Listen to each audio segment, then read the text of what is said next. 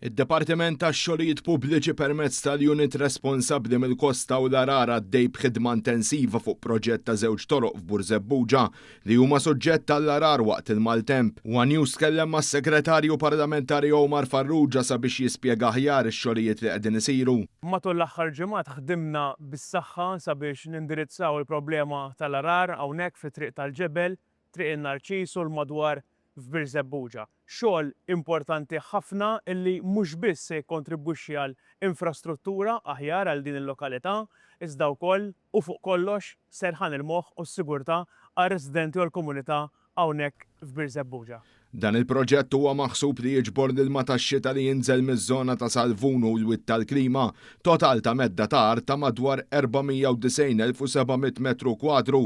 L-ilma tax-xita li ser jinġabar ser ikun iddirezzjonata l-witt il-qoton. Blan primarju huwa li ma jinħeliex u minflok jinġabar f'dan il-witt. Dan il-proġett li qiegħed isir b'investiment ta' ftit anqas minn €900,000 sa daħal fl-aħħar fażi tiegħu u mistenni jkun lest fil-ġimgħat li ġejjin.